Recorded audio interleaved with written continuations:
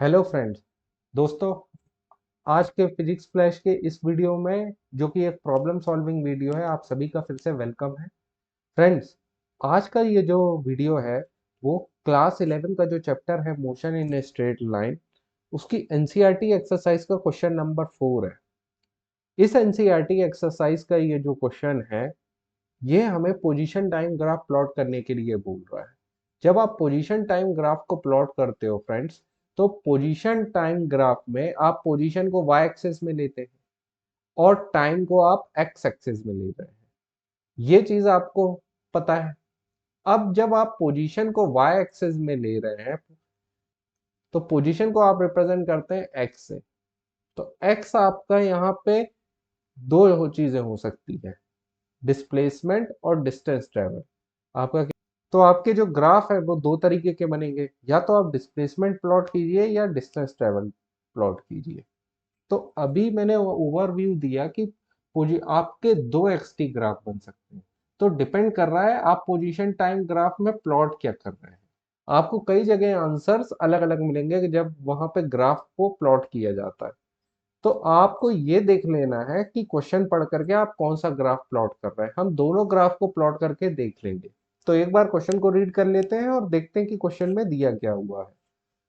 तो a drunk cat walking in a narrow lane take 5 step forward and 3 step backward, followed again by 5 step forward and 3 step backward and so on. तो एक जो आदमी है वो drink करके जो जब चलता है रोड पे, तो वो इस तरीके से चल रहा है कि 5 स्टेप तो वो आगे की ओर जा रहा है। 1, 2, 3, 4 और 5। 5 स्टेप तो वो फॉरवर्ड जाता है। उसके बाद 3 स्टेप वो पीछे चले जा रहा है, 1, 2 और 3। तो आप देखिए कि फाइनली वो कितना मूव कर रहा है।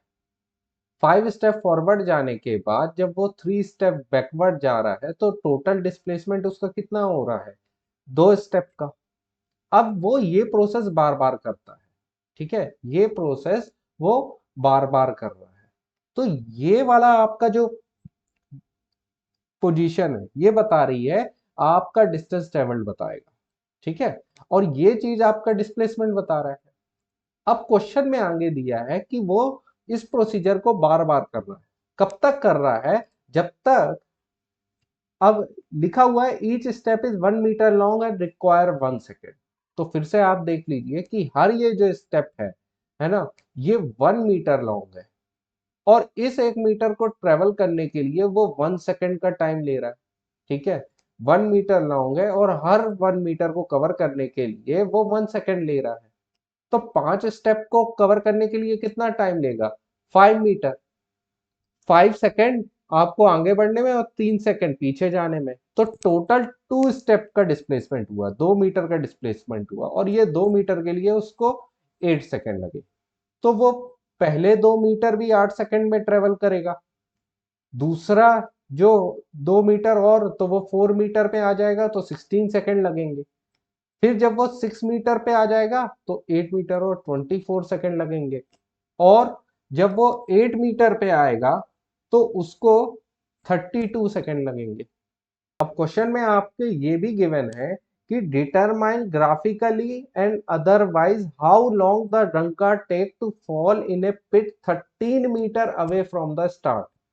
तो जब वो स्टार्टिंग से 13 मीटर पे होता है तो वो पिट पे फॉल कर जाता है। ठीक है, तो 8 मीटर तक तो ठीक है। 8 मीटर तक उसको 32 सेकेंड लग जाएंगे, ये तो हमने ट्रेवल देख लिया। अब जब वो नेक्स्ट 5 मीटर, 8 मीटर ट्रेवल करने के बाद, मान लीजिए ये उसने 8 मीटर ट्रेवल कर लिया। अब 8 मीटर ट्रेवल करने के बाद जब वो फिर से 5 मीटर ट्रेवल कर रहा है, तो 13th मीटर पे, 13 मीटर पे वो एक पिट पे फॉल हो जा रहा है। अगर वो पिट पे गिर जा रहा है, पिट में फॉल हो जा रहा है, तो वो बैकवर्ड तो मूव नहीं कर पाएगा। ठीक है, तो लास्ट में जब 5 मीटर वो और चल ले रहा है, तो 5 मीटर चलने के बाद वो 13th मीटर पे पहुंचता है। तो ये 5 मीटर चलने के लिए वो और कितने सेकंड लगा रहा है, वो 5 सेकंड और लगा रहा है। और किस में पहुंच जाएगा, 37 सेकंड में। सेकंड, है ना। तो वो 37 सेकंड में 13 मीटर को कवर कर ले रहा है। आप देखिए कितना आसान है। हमने ये देखा कि सबसे पहले ये बता लिया कि 2 मीटर के डिस्प्लेसमेंट के लिए 8 सेकंड लग रहे हैं, 4 मीटर के लिए 8 सेकंड और लगेंगे, वैसे ही 6 के लिए 8 और 8 मीटर के लिए 32 सेकंड लगेंगे। लेकिन क्वेश्चन में दिया हुआ है जब वो 13 मीटर पे पहुंचता है तो पिट पे गिर जा रहा है। तो 13 मीटर में पहुंचने के लिए उसको 5 स्टेप और चलने पड़ेंगे, और हर स्टेप को चलने में 1 मीटर कवर हो रहा है, और उस 1 मीटर को कवर करने के लिए उतने ही सेकंड लग रहे हैं। ऊपर वाला आपको डिस्प्लेसमेंट बता दे रहा है, नीचे वाला आपको टाइम बता दे रहा है।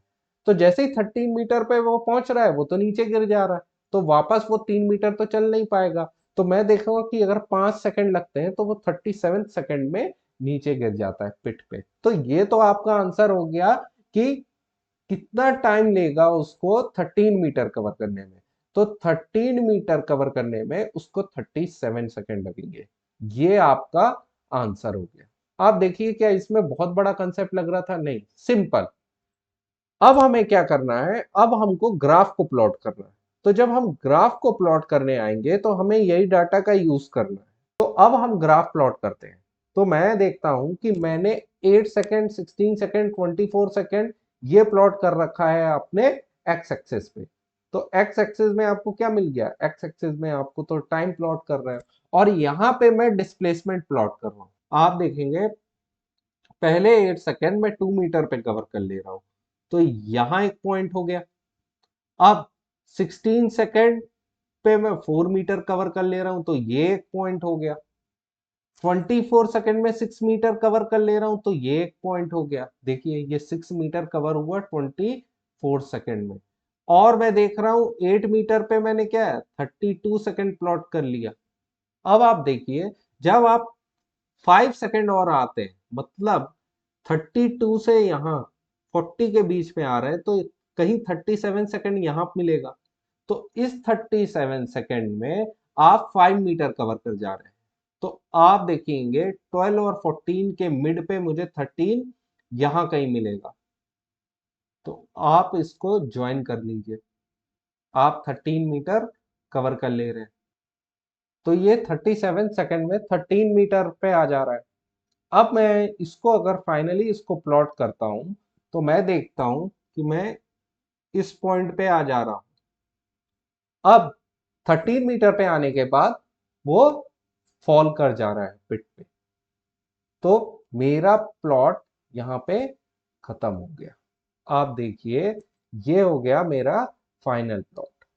मैंने आपको मेजरमेंट के साथ बताया है कि ये इस तरीके से दिखेगा आपका ग्राफ।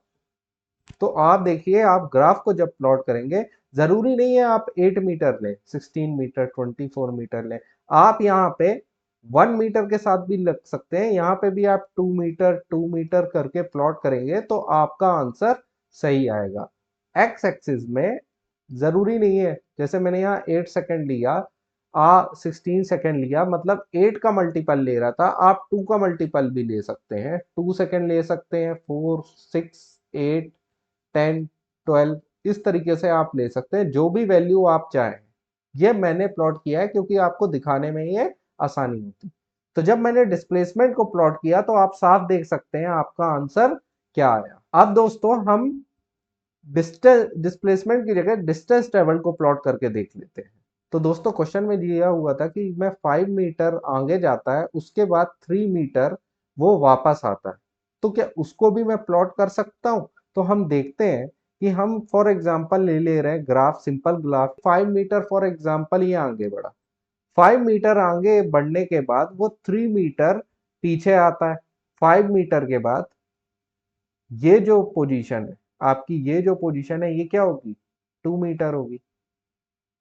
अब इसी तरीके से वो कंटिन्यू कर रहा है जब तक वो 13 मीटर तक नहीं पहुंच जाता। तो मैं देखता हूं कि 2 मीटर मेरा, आप ध्यान से देखिएगा कि 2 मीटर, 5 मीटर मैंने कवर किया और 3 मीटर मैं वापस आया, तो मैंने 2 मीटर को कवर कर लिया। फिर 5 मीटर कवर किया, 3 मीटर में वापस आया, तो ये पॉइंट जिसपे ये ग्रीन वाली लाइन है ये 4 मीटर कवर कर ली। इसी तरीके से मैंने 6 मीटर कवर किया और उसके बाद मैंने 8 मीटर को भी कवर कर लिया, 5 मीटर को और कवर करूंगा तो मैं 13 मीटर में पहुंच जाऊंगा ये। और यहां जब 13 मीटर में पहुंचता हूं तो मैं डायरेक्ट नीचे की ऊपर नीचे ही फॉल करूंगा यहां से, तो आप सीधे नीचे आ जाएंगे 0 मीटर पे। तो जब भी आप डिस्टेंस ट्रेवल प्लॉट करेंगे तो आपका ग्राफ कुछ इस तरीके से आएगा। मैंने आपको दोनों ग्राफ प्लॉट करके बताए हैं और आपको ये अंतर भी बताया है कि क्या प्रॉब्लम आ सकती है। आप देखेंगे यहाँ पे 2 मीटर कवर कर रहा है, यहाँ पे 4 मीटर कवर कर रहा है, यहाँ पे 6 मीटर कवर कर रहा है, और यहाँ पे आपका 8 मीटर कवर कर रहा है, और लास्ट पार्ट पे जब 5 मीटर और कवर कर जा रहा है तो आपका 13 मीटर भी पूरा हो जा रहा है। तो यहाँ पे ये 13 मीटर इसके बाद पिट पे फॉल हो जा रहा है। हमने क्या किया, सिर्फ डिस्प्लेसमेंट नहीं लिया, पूरा डिस्टेंस को ट्रेवल करते हुए पाथ लेंथ को पूरा दिखाया हर पॉइंट पे कि क्या हो रहा है।